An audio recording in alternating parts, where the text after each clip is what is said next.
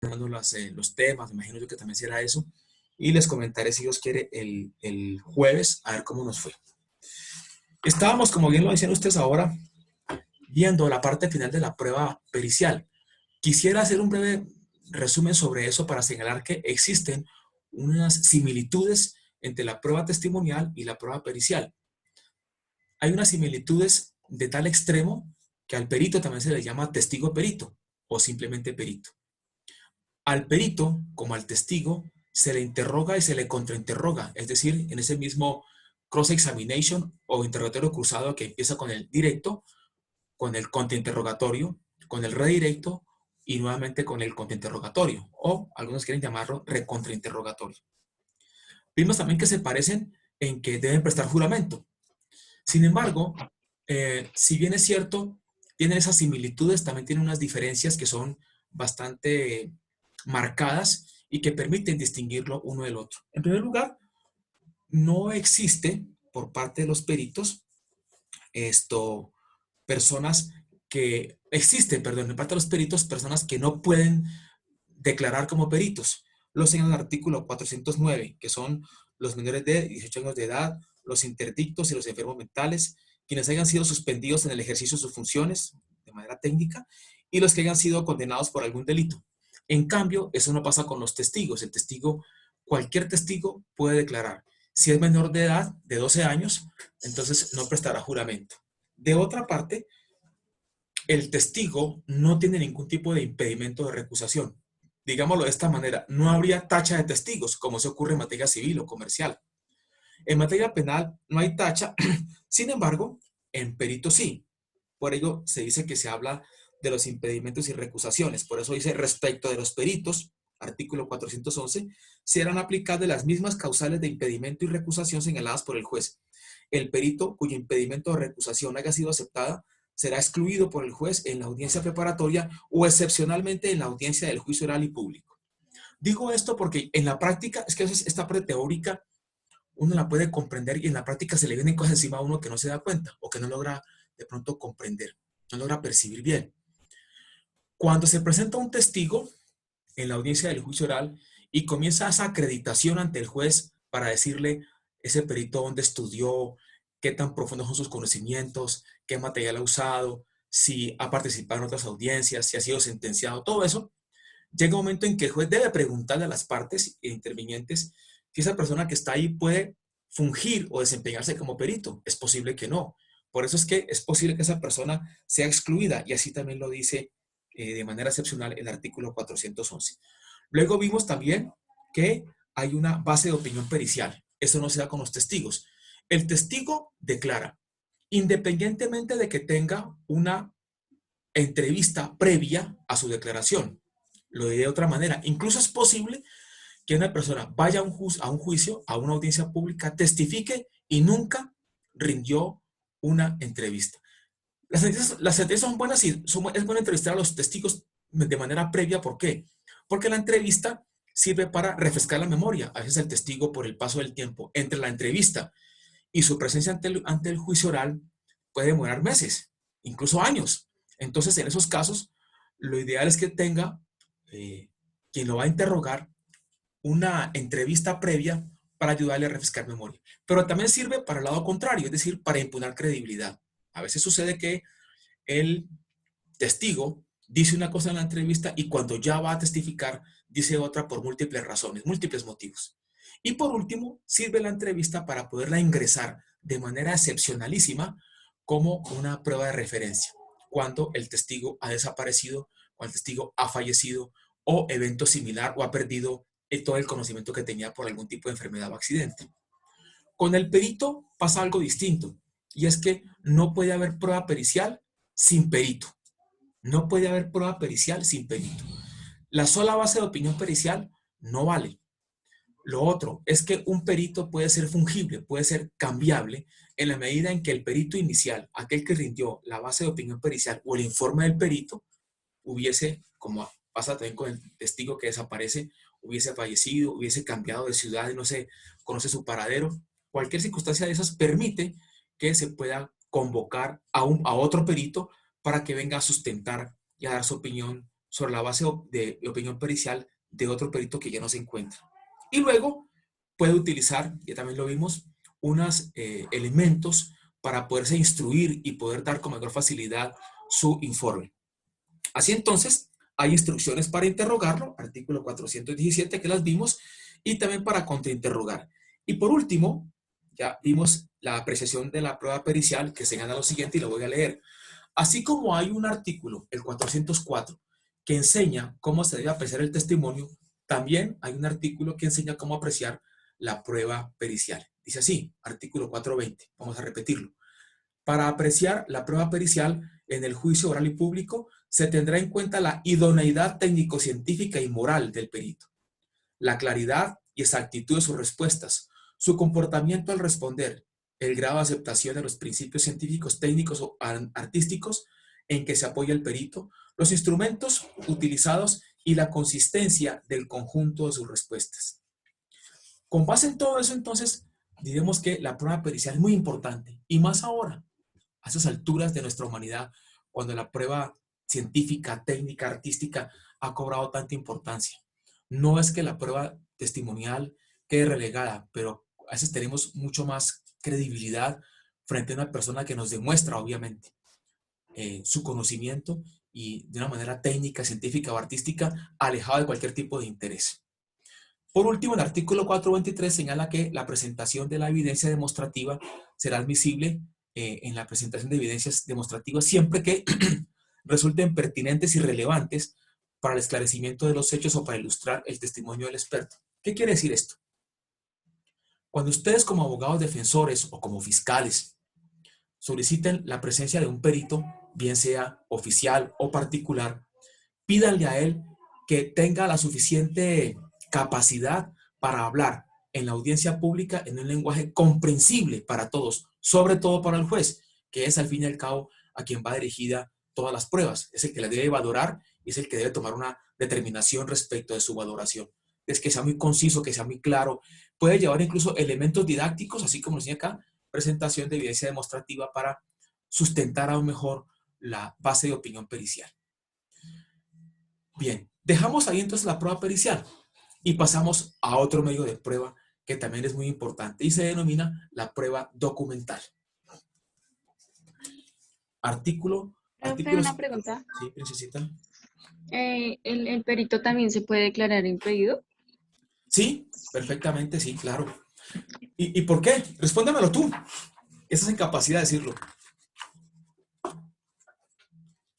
Dime, ¿por qué crees tú que se puede quedar impedido?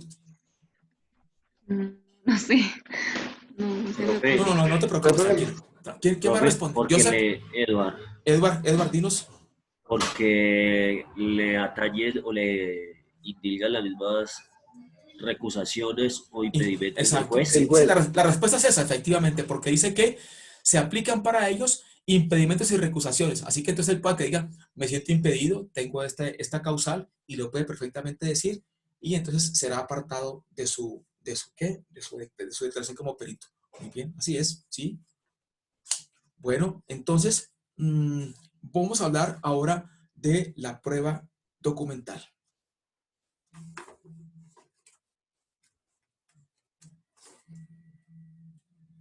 ¿Quién fue que me preguntó ahora acerca del perito de los impedimentos? ¿Quién fue la chica? ¿Adriana fue? Ángela, profe. Ángela, hola Ángela. Angelita, hola Angelita. Hola, profe. ¿Cómo te va? ¿Bien? Sí, profe, sí, señor. Te alegra. Bueno, ahora miremos esto. Me gusta que participen, chicos, que aprendamos todos. Vamos a esto, la prueba documental. Cuando a uno le hablan de prueba documental, tiene la tendencia a creer que es un papel, o no sé si me pasa a mí eso. Un documento para mí es un papel, o eso pensaba yo. Sin embargo, el concepto de prueba documental es mucho más amplio y reúne una serie de elementos que a veces pasamos por alto. Veamos cómo el artículo 424 del Código de Procedimiento Penal señala la prueba documental en los siguientes términos. Y dice así, prueba documental. Para los efectos de este código, se entiende por documentos los siguientes, y empieza un listado que, entre otras cosas, es un listado ejemplificativo, declarativo, no taxativo, es decir, no se agota ahí, porque el último dice cualquier otro objeto similar o análogo a los anteriores. Dice así, primero, los textos manuscritos, mecanografiados o impresos. Segundo, las grabaciones magnetofónicas, son documentos. Tercero, discos de todas las especies que contengan grabaciones. Cuarto, grabaciones fonópticas o videos. Quinto, películas cinematográficas. Sexto, grabaciones computacionales. Séptimo, mensajes de datos.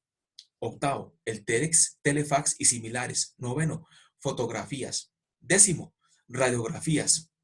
Décimo primero, ecografías. Décimo segundo, tomografías. Décimo tercero, electrocefalogramas. Décimo cuarto, electrocardiogramas. Y décimo quinto, como dije, cualquier otro objeto similar o análogo a los anteriores. Este listado, insisto, es ejemplificativo.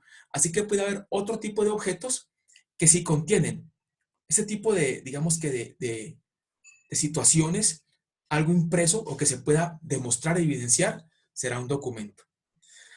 Voy en este mismo código de procedimiento a remitirme a los primeros artículos que vimos alguna vez, que son los de principios rectores y garantías procesales. En el artículo 25, si no estoy mal, dice integración, el Código de Procedimiento Penal. En materias que no estén expresamente reguladas en este código, el de procedimiento penal, o demás disposiciones complementarias, son aplicables las del Código de Procedimiento Civil. Claro, cuando este se expidió, estaba el Código de Procedimiento Civil, ahora se llama Código General del Proceso. Serán aplicables esas. Y las de otros ordenamientos procesales cuando no se opongan a la naturaleza del procedimiento penal. ¿Por qué digo esto del artículo 25 de integración y por qué me refiero al Código General del Proceso, antiguamente Código de Procedimiento Civil? Porque ese Código General del Proceso, está acá, ustedes también ya lo tienen seguramente, dice lo siguiente: documentos, disposiciones generales, artículo 243, distintas clases de documentos, y arranca diciendo, son documentos los escritos, impresos, planos, dibujos, cuadros, mensajes de datos, fotografías, cintas cinematográficas, discos, grabaciones magnetofónicas, videograbaciones, radiografías, talones, contraseñas, cupones, etiquetas, sellos y en general todo objeto mueble que tenga carácter representativo o declarativo y las inscripciones, ¿sí? ¿Qué artículo? Artículo 243. Y las inscripciones en lápidas, monumentos. 221, 251 del Código General.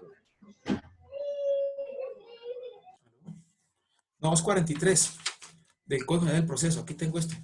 ¿Sí? ¿No? Sigo. Los documentos.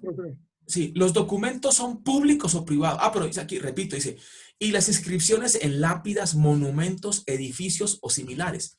Uno diría, ¿por qué habla aquí y de cualquier cosa, objeto mueble? Dice el mismo código. Sin embargo, recordemos que también en materia civil existen las llamadas muebles por destinación. ¿Se acuerdan que así? Por ejemplo, uno dice, una cosa que esté en una máquina dedicada, perdón, inmuebles por destinación, gracias.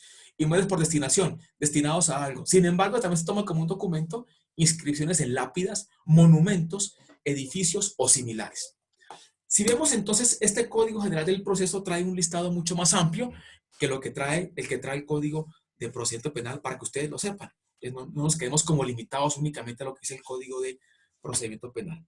Ahora, los documentos pueden ser públicos o privados, pueden ser auténticos o no, originales y copia. Sin importar qué tipo de documento sea, la pregunta es cómo se puede aportar el documento al proceso. Pero para ello sí tenemos que delimitar algunas cosas que son importantísimas. Y es que para que se pueda hablar de un documento en un proceso, debe ser auténtico. Pero la autenticidad no la tomemos como cuando alguien lleva un original y saca una fotocopia y va del notario para que autentique el documento. Eso es autenticar un documento. A veces pensamos que autenticar un poder es llevarlo ante el juez. No, eso es ante el notario o juez o secretario. Eso es nota de presentación personal. ¿Qué es un documento auténtico? Dice acá, artículo 425 del Código de Procedimiento Penal. Salvo prueba en contrario, se tendrá como auténtico el documento cuando se tiene conocimiento cierto sobre la persona que lo ha elaborado. Manuscrito mecanografiado, impreso, firmado o producido por algún otro procedimiento. También lo serán la moneda de curso legal, que es un documento auténtico, los sellos y efectos oficiales, los títulos valores, los documentos notarial o judicialmente reconocidos, los documentos o instrumentos públicos, aquellos provenientes del extranjero debidamente apostillados, los de origen privado sometidos al trámite de presentación personal o de simple autenticación, las copias de los certificados de registros públicos, las publicaciones oficiales, las publicaciones periódicas de prensa o revistas especializadas, las etiquetas comerciales y finalmente todo documento de aceptación general en la comunidad. Profe, Sí. ahí es donde se habla, es que tengo la duda, de que no necesita ser comprobado un documento porque su naturaleza ya es se legal, presume ¿o que no? se presume que es auténtico. Por tanto, uno puede introducir un documento de estos porque se presume su autenticidad. Sin embargo, si alguien pretende probar lo contrario, corre con la carga de probar. Yo puedo decir, es que ese documento no es auténtico porque ese no es mi firma en la letra de cambio. Si yo digo eso, ¿qué hay que hacer inmediatamente? Practicar una prueba grafológica para establecer sobre el documento que se llama indubitado, un documento que usted diga, tráigame un documento que usted diga, eso es su firma. Por ejemplo, una escritura pública. Aquí está la escritura pública y mi firma. Ese documento es indubitado, sin duda alguna. Perfecto. Ahora veamos el documento que sí es dubitado. Y el grafólogo Falsear un entra a documento apreciar. público, algo así. ¿Qué, princesita? Sí, es que mirando aquí el código, lo de falsear un documento público, hacia Ujú. eso iba la pregunta. Ojo también con esto que la falsedad de documento público puede ser una falsedad que puede ser material o ideológica.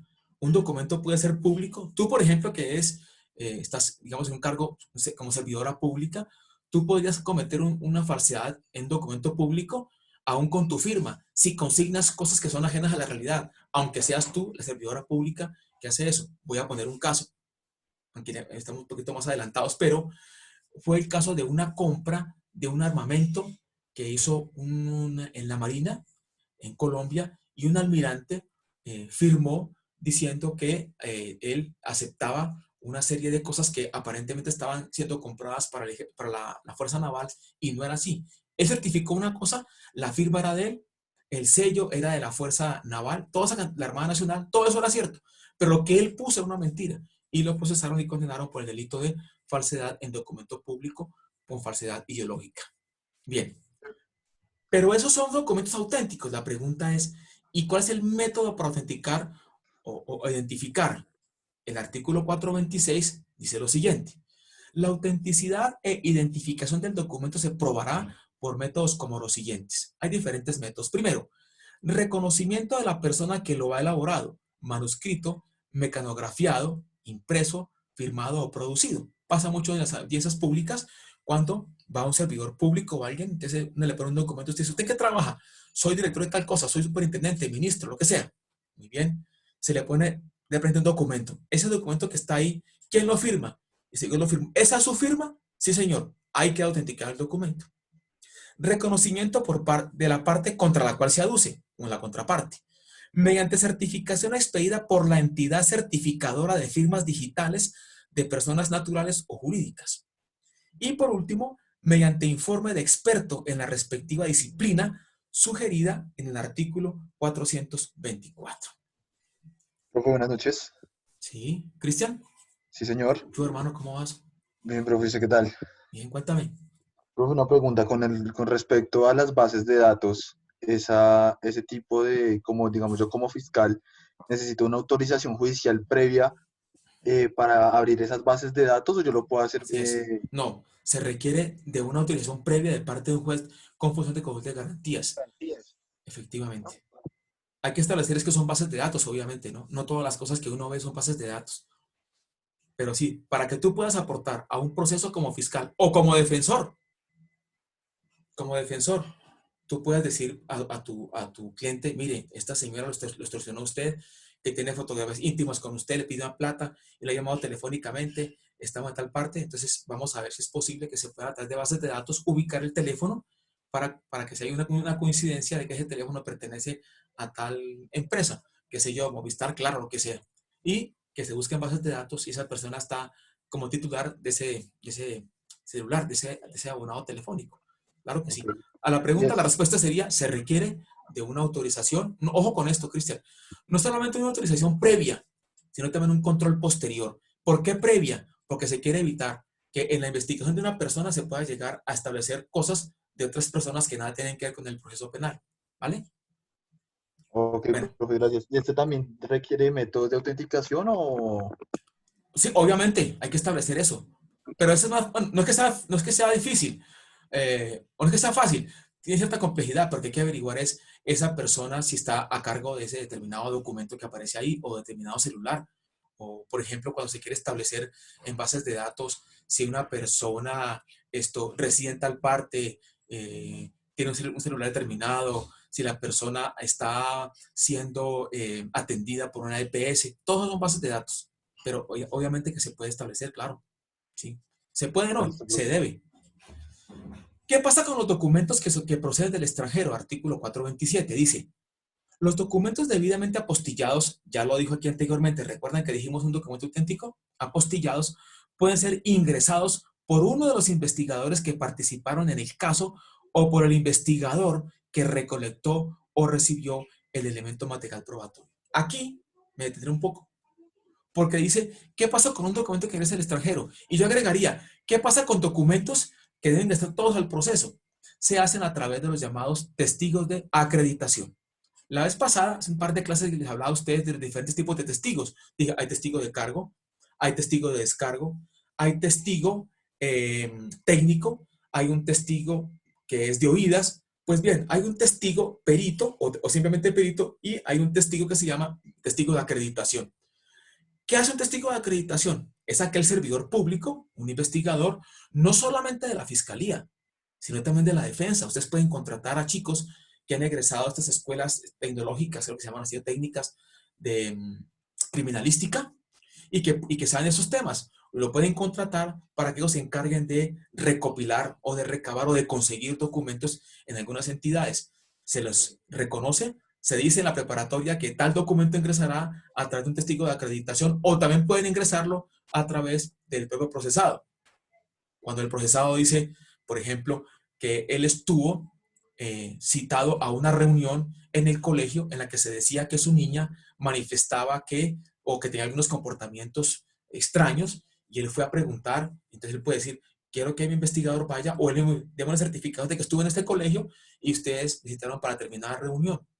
Cuando esté en la audiencia pública y vaya a declarar el procesado, él puede decir, estuvo en una reunión. ¿Y qué le dijeron? Quedó constando en un documento. ¿Qué documento es? Ese que está acá. Inmediatamente él puede aportar ese documento. Bien, seguimos. ¿Qué pasa con los documentos también del extranjero que deben ser traducidos? El documento manuscrito, mecanografiado, impreso o producido en idioma distinto al castellano, será traducido por orden del juez y por traductores oficiales. El texto original y el de la traducción constituirán el medio de prueba. Miren cómo aquí entra en conjugación dos cosas. El documento como tal, que viene obviamente con un texto que es un idioma distinto al castellano. Pero sobre ese hay que hacer obviamente lo que se llama la traducción del documento, pero que la orden del juez. Y en consecuencia ingresan las dos cosas, el texto original y la traducción. Forman una sola cosa. Por eso dice, el texto original y el de la traducción constituirán el medio de prueba. Eso no impide, obviamente, que la contraparte pueda, ¿cómo se dice?, impugnar ese documento o esa traducción. Ocurre muchas veces que hay personas que cuando hacen traducciones las hacen muy literales y no toman en cuenta el contexto a veces de lo que se está señalando en el documento.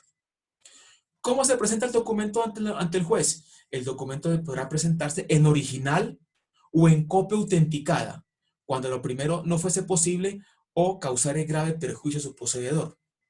El documento podrá ser ingresado por uno de los investigadores que participaron en el caso o por el investigador que recolectó o recibió el elemento material probatorio o evidencia física. Y aquí vuelve nuevamente a hablar del llamado testigo de acreditación.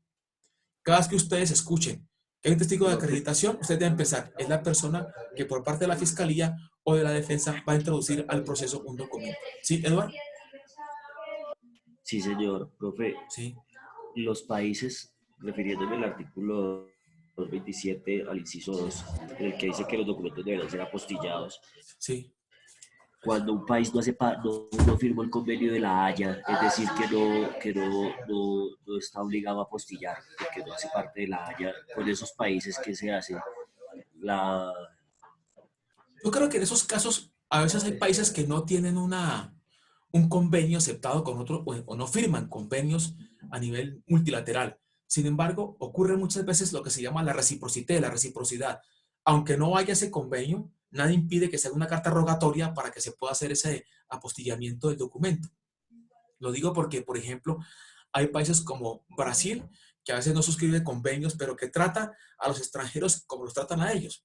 Hace poco pasó, que no estoy mal, que sacaron a una persona de Brasil de tal parte, y Brasil saca a esa persona también del país. O sea, como tratan a los brasileños, tratan ellos a los extranjeros. Entonces, esa reciprocidad permite que aunque algunos países no hayan suscrito algunos convenios, puedan ellos a través de la reciprocidad internacional llevar a cabo ese apostillamiento.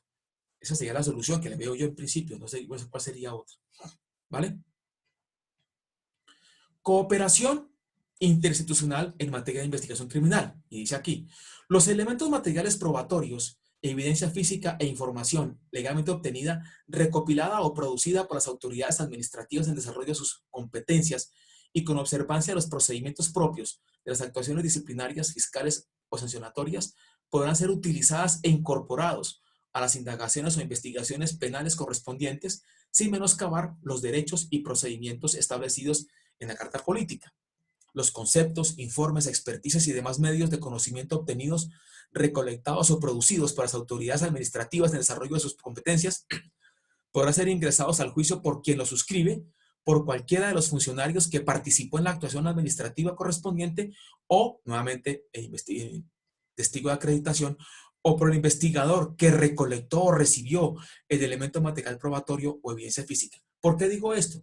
A eso uno esperaría que sea, como fue el ministro, el que suscribió el documento, que el ministro vaya. No, se puede también a través del funcionario encargado de esa recolección. Pero también quería agregar algo respecto del 429A, hablando de la cooperación interinstitucional.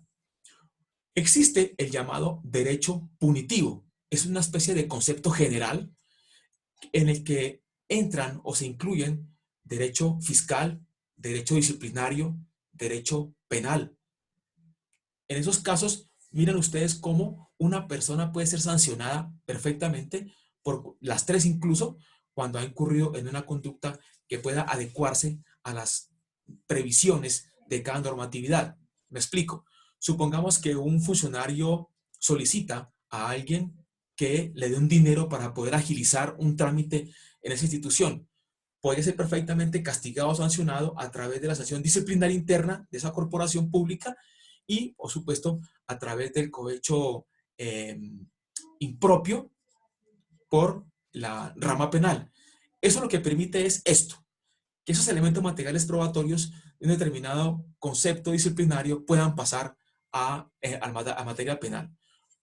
¿Por qué se habla de eso? Para evitar que no sea tan engorroso y tan complicado. Ahora que Eduardo preguntaba si se podía, no hay manera de apostillar, para evitar esa complejidad de decir, ¿cómo hacemos para ingresar un documento? Pues tengamos en cuenta que es una sola república unitaria, que son entidades administrativas o disciplinarias que pueden llevar a cabo efectos sancionatorios. En ese caso no hay ningún inconveniente en que esos documentos de otra entidad puedan pasar directamente a la rama judicial y específicamente a la parte penal. Hay una cosa que habla aquí del documento anónimo y la quiero relacionar con la denuncia anónima. Veamos lo siguiente.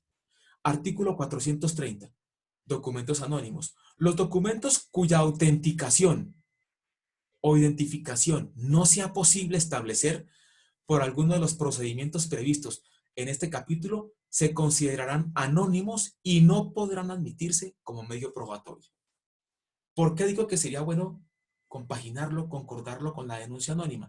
Recordemos, y lo mencioné alguna vez, que la manera como puede iniciarse un proceso penal es a través de una denuncia, de una querella, de una petición especial o de manera oficiosa. Y en punto de la denuncia, específicamente, dijimos que a veces sucede que algunas personas tienen temor, y es muy válido, más en un país como estos, de ser identificados como el denunciante de unos hechos.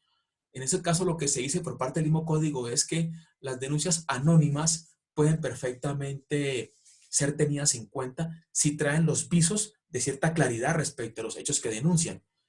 Y les he mencionado muchas veces este caso de un señor que denunció que en el Congreso estaban robándose la plata, no sé qué, pero no estaba diciendo exactamente cuál era el hecho concreto. A veces ese tipo de comentarios se pueden hacer a nivel callejero. Allá son ladrones, sí, pues, pero dígame el punto. ¿Qué se robó? ¿Quiénes fueron? ¿En qué circunstancias? Entonces, eso permite que distingamos un documento anónimo que no se sabe de quién lo produjo, quién lo elaboró, o identificar quién lo hizo, a una denuncia de carácter anónima. La denuncia anónima sí es válida en la medida que pueda especificar o puntualizar los hechos que deben ser materia de investigación penal. ¿Cómo se emplean los documentos? ¿Sí? Una pregunta, cuando, digamos, las pruebas que va a usar, digamos, la fiscalía son entregadas por el procesado, ¿ese tiene algún tratamiento especial para presentarlo como prueba o se puede presentar? ¿El procesado se les entrega a la fiscalía? Ninguna. Sí, tengo los números de, no sé, de X o Y persona que está vinculada con el proceso también, llegamos a un acuerdo, No, es yo que como fiscal, si él va a decir eso, por ejemplo, bueno, no sé, bueno, a lo mejor te vino tu ejemplo que no te quiero interrumpir, de pronto es otra cosa, cuéntame. ¿Tú como fiscal qué? puedo usar ese material probatorio o esa prueba, utilizarla de una vez sin ningún carácter especial, ya que pues fue el procesador el que me lo entregó, o simplemente... Eso requiere de un procedimiento distinto. Supongamos un evento, hay una banda de atracadores o una banda de estafadores, qué sé yo, y uno de ellos, ya viéndose casi que cogido por la fiscalía, ofrece, lo veremos más adelante, un principio de oportunidad. Entonces se le dice, bueno, ¿usted quiere colaborar? Sí, yo tengo... ¿Y cómo va a colaborar? Yo voy a decir qué personas están involucradas en este grupo, en esta banda criminal. Voy a decir quién la dirige, cómo es que operábamos, quién hace las vueltas, dónde se escondía el dinero, a quienes teníamos, el libro está tal cosa. Yo voy a colaborar con todo. Y tengo además la manera de decirles que hay unas personas de la banda que se comunican conmigo. Y él da unos teléfonos. Pero como se requiere primero una pulcritud al recabar la prueba, lo que yo considero es que se debe acudir por parte del fiscal ante un juez de garantías, porque hay un principio de intimidad que tiene que respetarse. No sabemos si lo que la persona está diciendo es cierta. Tiene que pedirle más autorización y decir, bueno, ¿usted qué me puede ofrecer? ¿Cómo sabemos que esa persona es?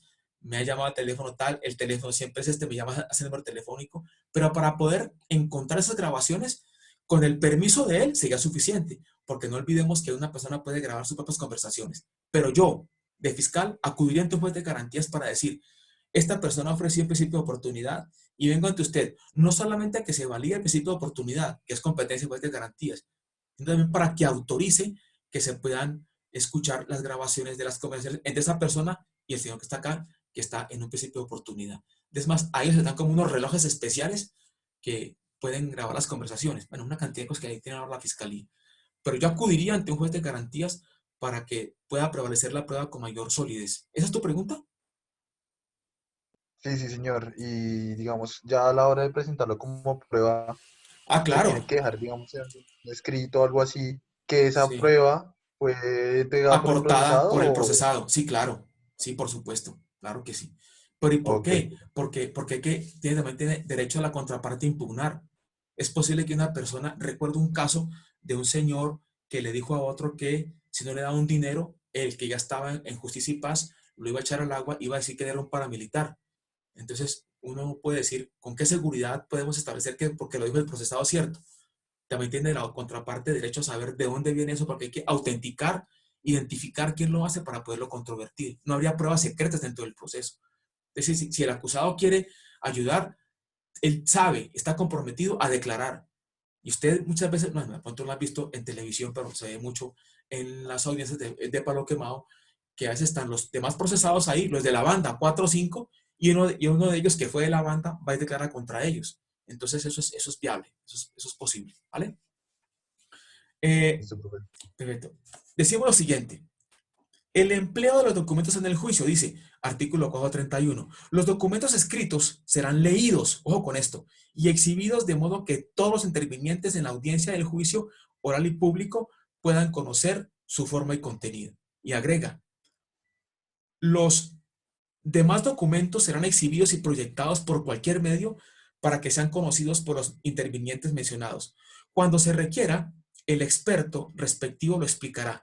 Este podrá ser interrogado y contrainterrogado como un perito. A lo que voy es a esto. La gente aporta muchos documentos, muchos, varios. Y hay documentos que son muy extensos.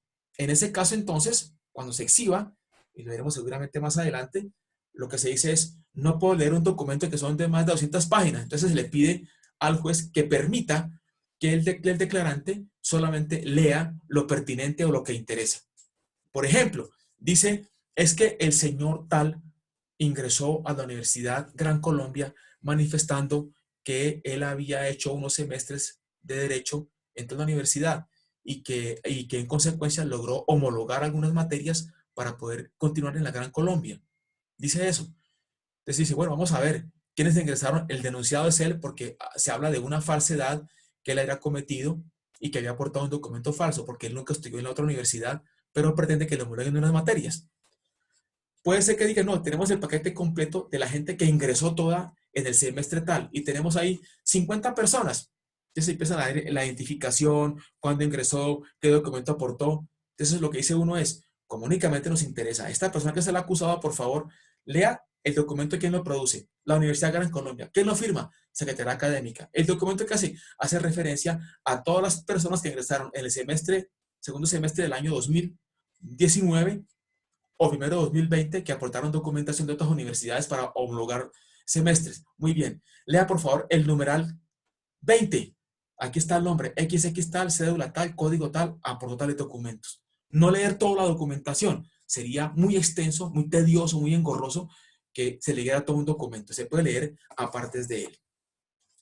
Ahora, habla del criterio general. Dice, cuando se exhiba un documento con el propósito de ser valorado como prueba y resulte admisible, con lo previsto en el capítulo anterior, deberá presentarse el original del mismo como mejor evidencia de su contenido. Se habla mucho de la regla mejor evidencia, en la medida en que si se puede aportar el documento original, es mejor el original, obviamente. Eso pasa en todas partes. Pero no siempre es así. Hay excepciones. Veamos las excepciones. Antes de leer la apreciación de la prueba documental, dice lo siguiente. Se exceptúa de lo anterior, de aportar como mejor evidencia el original, los documentos públicos o los duplicados auténticos o aquellos cuyo original se hubiera extraviado o que se encuentren en poder de uno de los intervinientes, o se trate de documentos voluminosos y solo se requiere una parte o fracción del mismo, o finalmente se estipule la innecesidad de la presentación del original.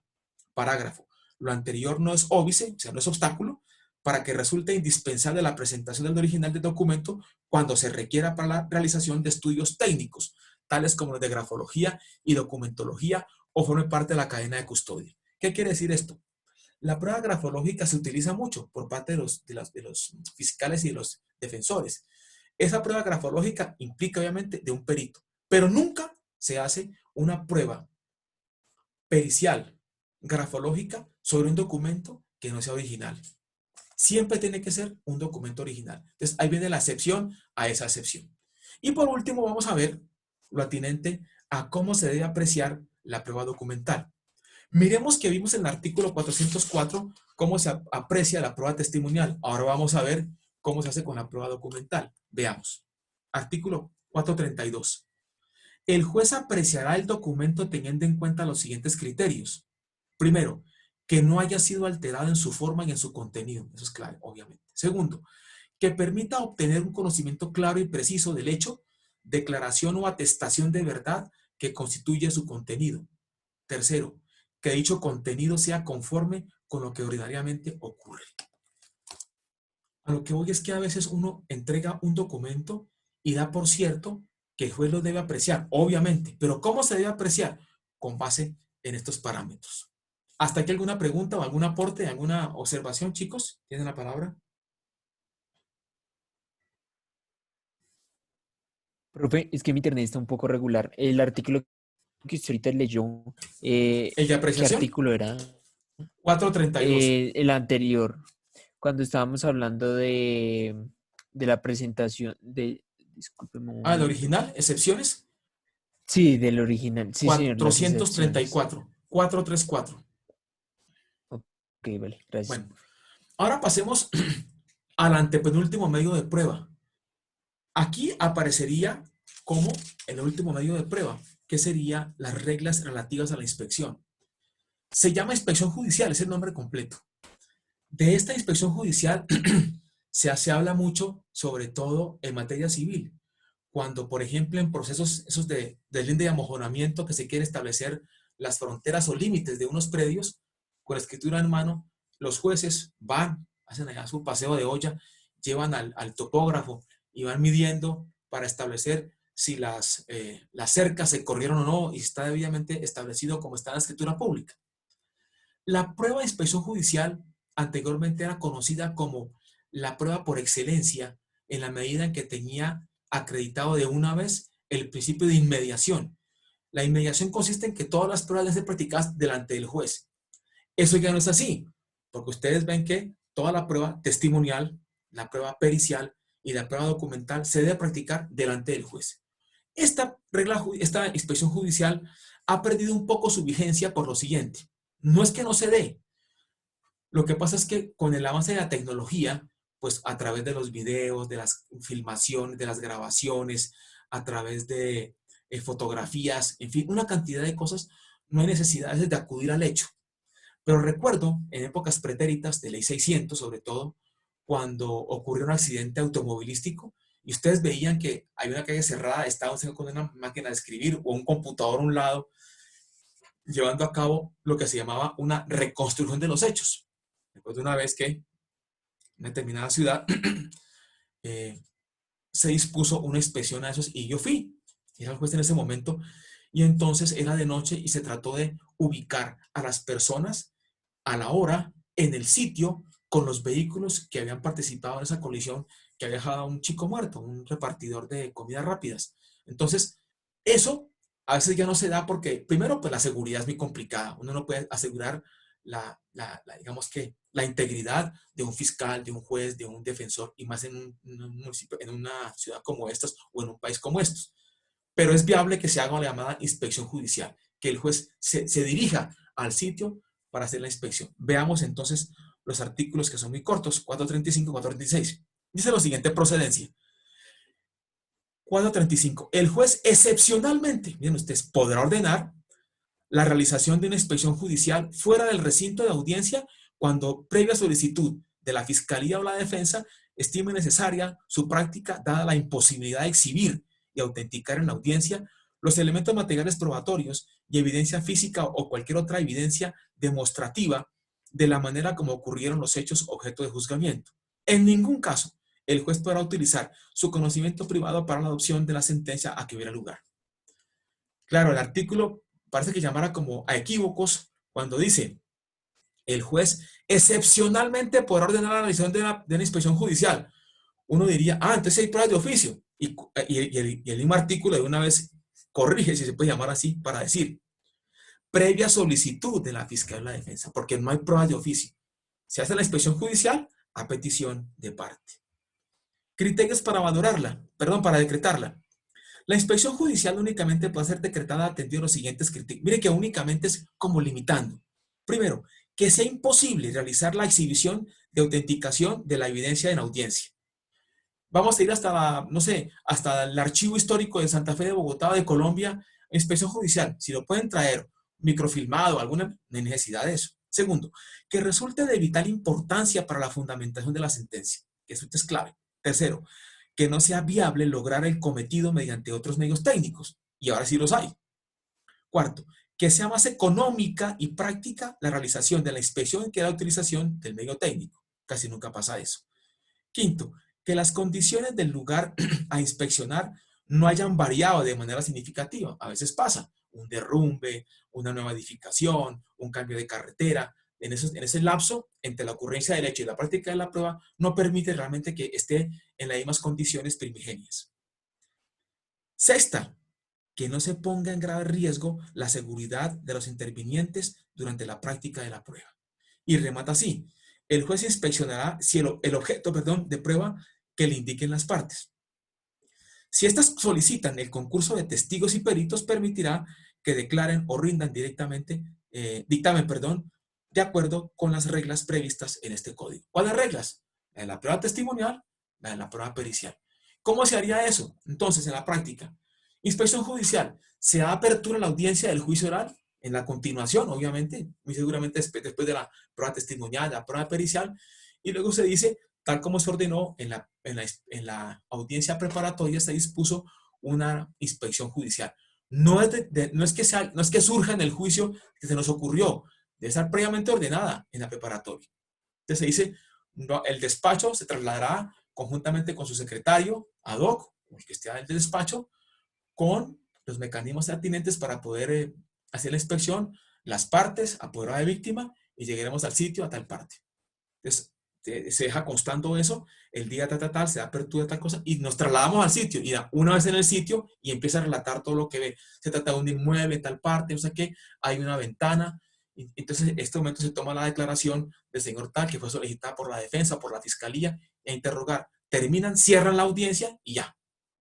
Pero esto, repito, ha perdido mucha vigencia porque el avance tecnológico permite realmente que se haga a través de otros mecanismos.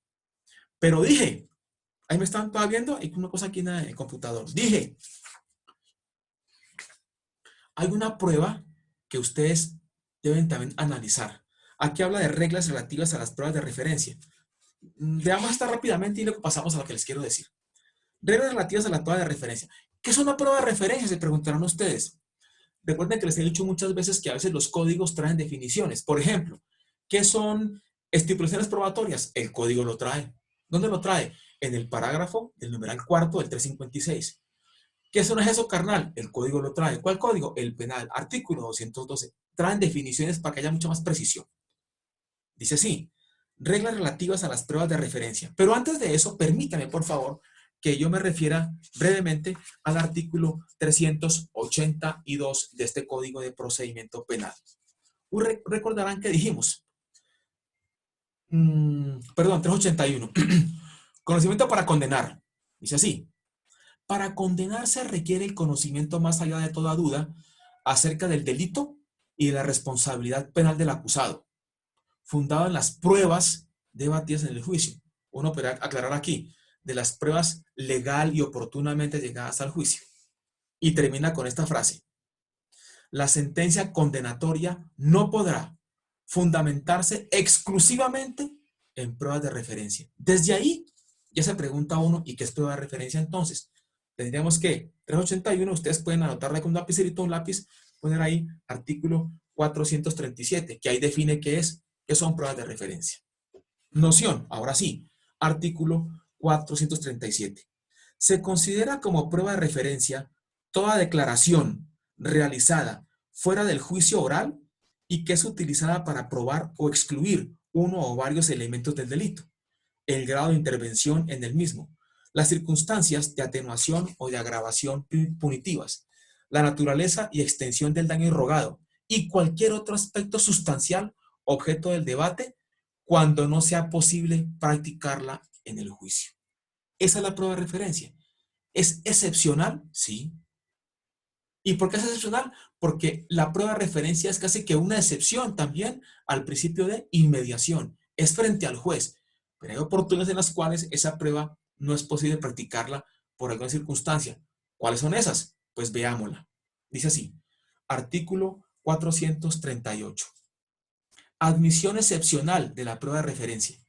Únicamente es admisible la prueba de referencia cuando el declarante, ojo, un testigo, se le practica una entrevista y el testigo desapareció, lo secuestraron, falleció, algo similar, dice lo siguiente. Únicamente es admisible la prueba de referencia cuando el declarante A. manifiesta bajo juramento que ha perdido la memoria sobre los hechos y es corroborada pericialmente dicha afirmación. B. Es víctima de un delito de secuestro, desaparición forzada o evento similar. Esta expresión evento similar fue demandada porque se dijo que era una expresión que se prestaba para cualquier cosa. Lo que la Corte respondió en esa sentencia, que la declaró exequible, la C-144 del año 2010, fue, no, evento similar es similar a esto. ¿Cuáles?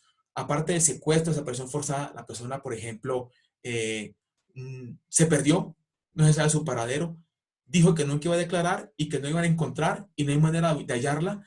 Se ha buscado a través de todos los medios posibles de los servicios públicos domiciliarios, de las entidades, empresas de telecomunicación. No ha sido posible, es un evento similar. C, padece de una enfermedad grave, de una grave enfermedad que le impide declarar. D, ha fallecido.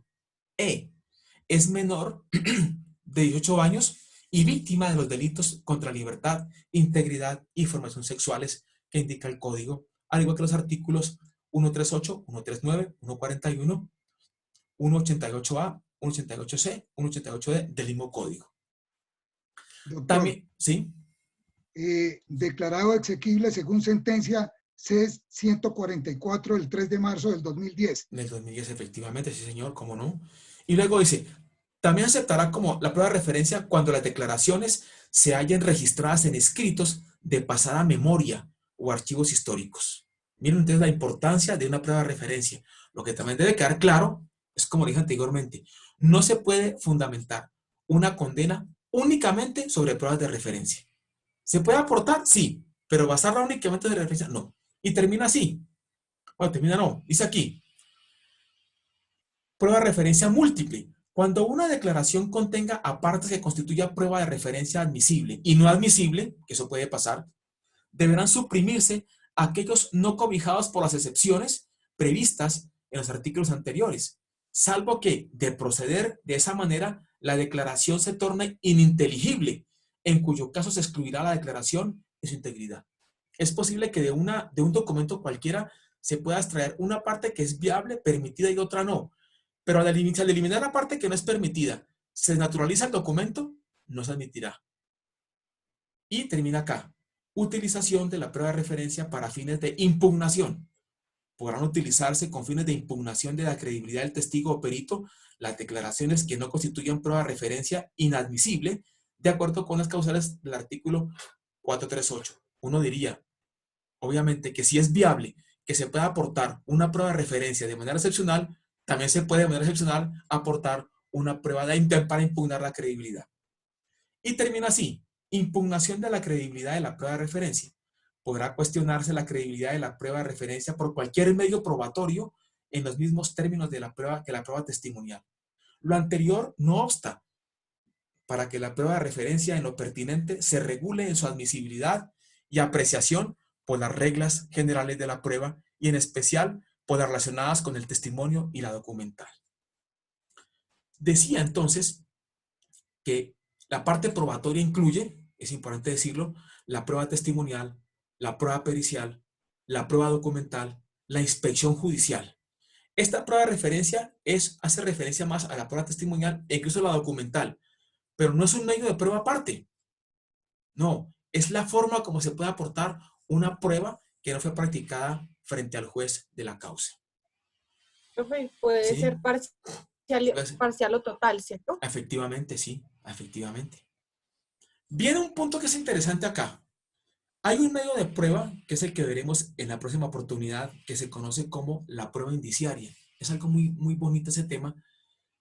Lo voy a hablar de ello una vez que hagamos referencia, después que hagamos referencia al tema que sigue. Entonces, queda pendiente la prueba indiciaria para las llamadas alegaciones finales. Ustedes podrán ver, el que tenga el código a la mano y no esté viendo la telenovela, podrá darse cuenta que el capítulo 4 dice, alegatos de las partes intervinientes. Uno dirá, listo, alegatos. No, porque una vez que termine la práctica de pruebas y antes de las alegaciones, repito, una vez terminadas las prácticas de las pruebas, antes de las alegaciones, se puede presentar la figura conocida como la absolución perentoria. La absolución perentoria. ¿Qué es eso? El artículo 442 y siguientes, 442 dice lo que es la petición de sentencia absolutoria. Terminada la práctica de las pruebas, hemos terminado la práctica de las pruebas, el fiscal o el defensor. Profe, una pregunta. Sí, Ángela. En cuanto respecto al artículo 438 en el que leía sobre la prueba de referencia, Sí. en el literal donde dice que... Manifieste bajo juramento que ha perdido la memoria. Sí, cuando dice que pues ya es fuera del juicio oral, se refiere que ya el juez tiene, digamos, ya se presentaron todas las pruebas y va a dictar sentencia. Sí, no, obviamente que tiene que ser dentro de la práctica de pruebas. No es para dictar sentencia. Puede ser que eso sea incluso con el primer testigo. No hay problema con eso. Es en la ¿Qué, práctica de pruebas. y qué pasa si aparece después de que ya se haya dictado sentencia? ¿No, no se puede hacer nada? No se puede hacer nada. En el literal A dices tú, ¿cierto? O te refieres a otro literal, porque Sí. el A es manifiesta bajo juramento que ha perdido la memoria, él, sobre los hechos y Bueno, es corroborado. me El de refiero al evento A y al similar. B. Ya, Sí, obviamente. Sí, sí, sí, obviamente. señor. ¿Qué se puede hacer ahí? Miren ustedes, ¿qué se puede hacer ahí? Uno podría concatenar o combinar aquella parte de la prueba testimonial que dice lo siguiente. Supongamos, el testigo tuyo que tú vas a llevar ha desaparecido o un evento similar, ha desaparecido o secuestrado. Y se toma la prueba, ¿cierto?, de referencia de manera excepcional, habiéndose demostrado que la persona desapareció. Sin embargo, con todo y eso, si ustedes ven en la prueba testimonial, dice lo siguiente. Artículo 386. El testigo, no, perdón, aquí está. Ya le iba a decir. Un momentico. Ya les digo.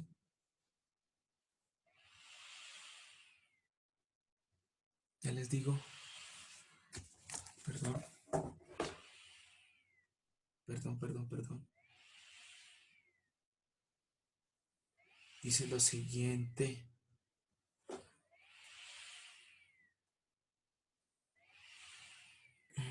Especiales. Las autoridades son casos excepcionales. Especiales. Ya les digo.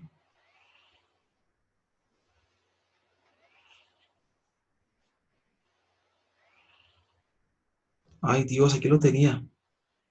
Cuando dice que el testigo deberá permanecer para una... Aquí está. Artículo 393. Y dice, 393. Reglas sobre el contrainterrogatorio. Al final dice, último inciso, el testigo deberá permanecer a disposición del juez durante el término que éste determine, el cual no podrá exceder la duración de la práctica de las pruebas. De la práctica de las pruebas. Quien podrá ser requerido por las partes para una aclaración o adición de testimonio de acuerdo con las reglas de las anteriores. Para mí en ese evento, que sería excepcional, el que tú planteas, Ángela, es que el señor apareció. Bueno, ya se tomó esa otra prueba. Alguien podrá decir, no, ya se practicó la prueba, no se puede. No, porque la persona puede permanecer para una adición o una aclaración. Esta es la oportunidad que tiene el señor para poder ahí. Yo lo haría de juez de conocimiento, yo lo haría. Porque al fin y al cabo, ¿qué más que la persona que fue la que realmente testificó para poder decir alguna cosa? Es más, pueda que él diga incluso que esté muy relacionado eso con su desaparición, perfectamente. Yo practicaría la prueba en ese momento para combinarla con la prueba de referencia, ¿vale? Bien, Bueno, muchas gracias. veamos entonces ahora sí lo que es la absolución perentoria. Cuando se habla de petición, de una vez está diciendo, ¿qué personas pueden pedir esa absolución perentoria? De una vez debo decir, ¿cuándo se pide la perentoria? Se debe pedir una vez termine la práctica de todas las pruebas y antes de entrar a alegaciones finales. ¿Quién la puede solicitar? ¿La fiscalía o la defensa? Y agrega aquí, terminada la práctica de las pruebas, el fiscal o el defensor podrán solicitar al juez la absolución perentoria cuando resulten ostensiblemente atípicos los hechos en que se fundamentó la acusación y el juez resolverá sin escuchar alegatos de las partes intervinientes. ¿Qué pasa con esto?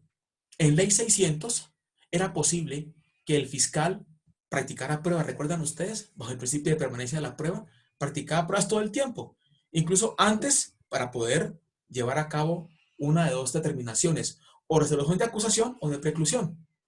Y después seguían practicándose pruebas y en el juicio oral se practicaban pruebas. Y podía llegar el fiscal a solicitar la absolución o la acusación o la condena de la persona. Hay aquí un problema, y es que aquí el fiscal no tiene la posibilidad de practicar pruebas. Y es posible que ese fiscal se dé cuenta, con la práctica de pruebas, se puede dar cuenta que los hechos que aparentemente dieron lugar a esa imputación y a la acusación son ostensiblemente atípicos. Ya vamos a ver qué es eso. Ostensiblemente atípicos. Pues bien, lo de ostensible quiere decir que da en la cara, que refulge, que es absolutamente claro. Que tan claro es que no hay necesidad de entrar a alegaciones finales para solicitar la absolución perentoria. ¿Qué es absolver? Dijimos que la sentencia puede ser condenatoria o absolutoria. ¿Será posible que un fiscal pueda pedir la absolución? Sí, por supuesto. Lo que eso no es obliga al juez, lo veremos después, antes obligaba al juez a absolver, ahora no. Si un fiscal pide la absolución, la defensa pide la absolución, eso no obliga al juez de conocimiento, porque él puede condenar. El punto es cuando dice, cuando resulten ostensiblemente atípicos los hechos en que se fundamentó la acusación. Pues bien, ¿qué es lo de atípicos los hechos? Ustedes recordarán, y seguramente lo vieron en penal general y en teoría del delito, que para que una conducta sea punible o castigable se requiere que sea típica, antijurídica y culpable. No voy a detenerme ni en la antijuridicidad ni en la culpabilidad, sino en la tipicidad. La tipicidad, como una materia que es, incluso, eso es una materia que, de eso hay libros. Debe estar taxativo, ¿cierto, profe? Sí. Mire, solo esto es tipicidad, este librito. Solo tipicidad. Solamente de tipicidad. De eso hay libros, cantidades, cientos de libros, miles diría yo. La tipicidad tiene un doble componente o tiene una doble presentación. Tipicidad es, una conducta es típica cuando el legislador previamente la ha establecido como conducta punible. Por eso dice que nadie puede ser condenado sino a través de normas de acto que se le imputa previamente señalados por el legislador. Así que una conducta es típica cuando el legislador la puso como típica. A partir de ahí, lo que se cometa será típico. Y la segunda es, la tipicidad es cuando el juez o el operador judicial, el operador jurídico, adecua, subsume unos hechos en un tipo penal. Dice, eso es un homicidio, esos son lesiones personales, eso es una estafa, eso es un acceso carnal violento. Esa es la tipicidad, la adecuación. Pero la tipicidad tiene un doble componente, una tipicidad que es objetiva y una tipicidad que es subjetiva. La tipicidad objetiva se compone de elementos que son claramente establecidos, que se pueden establecer con el solo hecho de analizar el caso. La tipicidad objetiva se compone de, primero, una conducta. La conducta, ustedes saben, puede ser cometida o por acción o por omisión. Y la omisión puede ser omisión propia o la llamada omisión impropia, también llamada comisión por omisión. Una conducta, por acción o por omisión. Eso es objetivo. Segundo elemento de la tipicidad objetiva es unos sujetos. Hay un sujeto activo, hay un sujeto pasivo. El sujeto activo puede ser indeterminado o determinado. Indeterminado, el que mataría a otro. ¿El qué? Cualquiera puede matar. Doctor, Calificado. esa ¿sí? es la, ¿sí? doctor, esa es la misma estructura del tipo penal. Efectivamente, esa es. Esa es.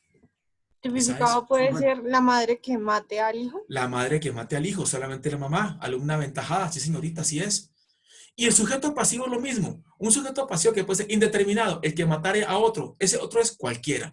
Un sujeto pasivo determinado o cualificado, ¿cuál es? El que tú dijiste que la madre que da muerte a su hijo durante el nacimiento tiene que ser el hijo que acaba de nacer o en los 8 días, no el hijo de la vecina.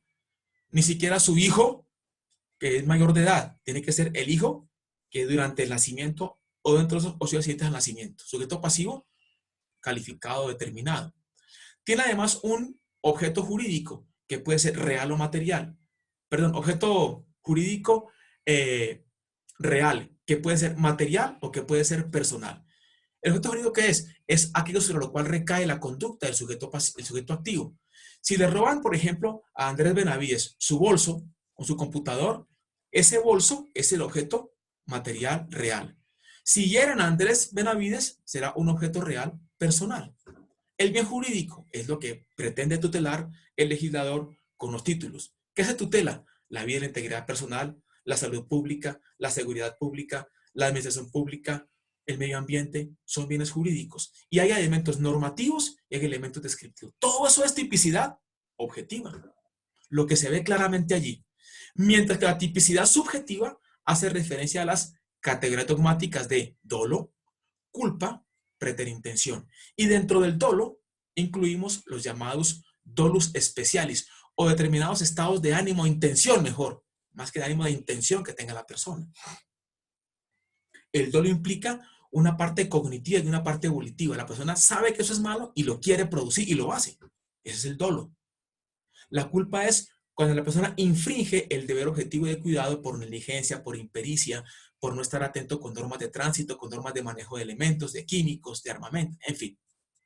Y la preterintención se presenta cuando el resultado sobrepasa la intención inicial de la persona. Él sí quería agredir, no quería matar, pero termina matando. Y el dolos especiales o determinadas intenciones son las que en algunos artículos, algunos tipos penales, el legislador incluye para distinguirlos de otros. Así, por ejemplo, en el genocidio se requiere una intención especial. ¿Cuál es? El que con la intención de exterminar total o parcialmente un grupo étnico, religioso, político, cultural. Si una persona tiene la intención de matar a alguien, pero no para extinguir esa cultura, esa etnia, no comete genocidio, cometerá un homicidio agravado, muy seguramente en concurso homogéneo, simultáneo, pero no será genocidio, se requiere intención. En el delito de hurto, el que con la intención de aprovecharse de él, ¿cierto? Se apodera del bien inmueble ajeno. Si yo no tengo esa intención, no cometo hurto, ¿vale? Pues bien, cuando se habla de una absolución perentoria, una vez terminada la práctica de pruebas, se refiere a que al fiscal o la defensa, uno de los dos considera, o ambos, ojalá fuera así, considera que los hechos son atípicos porque hace falta un elemento de la tipicidad objetiva, no de la tipicidad subjetiva. Si vamos a alegar, mejor, si se va a entrar a disquisiciones sobre si hubo dolo, preterintención o culpa o esas intenciones especiales, eso lo llevamos al campo de las alegaciones finales. Aquí es para cuando uno advierta, este hecho es ostensiblemente atípico. ¿Y por qué? Porque el secuestro requiere que la persona sea sacada de su lugar de seguridad, de su órbita, y sea llevada. ¿Y qué pasó? No estaba secuestrada. La señora, ya mayor de edad, vivía en su casa en otra parte, y de que era secuestrada, la señora estaba en libertad, jamás fue secuestrada. ¿Eso qué es? Atípico y sostenible. ¿Para qué irnos a alegaciones finales cuando la práctica de pruebas es tan evidente sobre eso? Pidamos la absolución perentoria. La pueden pedir de consumo o uno de los dos. Falta que el juez la conceda, que eso es otra cosa. ¿Ya? No, es que el señor fue acusado de un hurto y resulta que la cosa que él tomó para sí le pertenecía a él, era de su propiedad. Y una de la estructura del hurto implica que esa cosa mueble ajena. Y resulta que esa ajenidad no existe porque esa cosa es de él. Él cree que se robó el celular, o eso pensaron todos, y van a ver celulares de él. ¿Qué decimos ahí? Tenemos un hecho absolutamente atípico, de una tipicidad objetiva. Porque para dolo, para culpa, para preterintención o dolos especiales, debemos irnos a las alegaciones finales. En este caso, ¿qué se hace? El fiscal dirá, señor juez, yo solicité una práctica de pruebas y luego esa práctica me ha dado cuenta aquí, da en la cara, usted también se ha dado cuenta, señor juez, que lo que pensábamos que era, no era. No estaba muerto, andaba de parranda. No estaban secuestradas, andaban paseando, ¿cierto? Miren ustedes lo que pasó con esa par de chicas que se fueron por allá, chicas muy jóvenes, y que se han secuestrado, que las han raptado, no sé qué, y aparecieron por allá en el Peñón, allá en Antioquia, felices de la vida rumbeando. De pronto, no sé, hubieran podido inculpar a alguien, imputarle el hecho, se practican las pruebas, y no, estábamos acá, jamás con él. Ese nos llevó hasta tal parte, pero él se despidió de nosotros y se fue para su casa, y nosotros nos volamos para el sitio, para el paseo. Es una atipicidad objetiva, ostensible, evidente, clara, que refulge. En ese caso, entonces, pasaremos a que el juez absuelva perentoriamente de una vez sin entrar a hacer las alegaciones finales. ¿De acuerdo, chicos? ¿Alguna pregunta al respecto? Sí, profe. Claro, dime. No, que está claro. Ah, bueno, Angelito. No, Bueno, entonces, yo pregunto, Álvaro. excusa, ¿y por qué dice no? Y el juez resolverá sin escuchar alegatos de las partes. Exactamente. Porque si el juez dice, a mí no me queda claro que sea tan ostensible, qué pena con ustedes, pero yo lo que aquí veo es que eso es discutible. Me parece que hay que valorar la prueba. Entonces, por favor, pasemos a alegaciones finales, que es lo que vamos a ver después de esta clase. Cuando digo alegatos, no me refiero a que no vayan a motivar su solicitud. Me refiero es a que no pasaremos a las alegaciones finales, que ustedes ya lo veremos si Dios quiere el próximo jueves y María Santísima. Vamos a ver cómo lo que se prometió en la teoría del caso, vamos a ver si le resultó o no con la práctica de pruebas. Es lo que a eso me refiero, ¿vale? Gracias, doctor. Bueno, hermanito. Entonces voy a llamar a lista, mis amores. ¿Sí? ¿Otra pregunta, otra intención ahí? Sí, No, señor. tranquilo. Mi hermano, cuéntame. Bien, profe.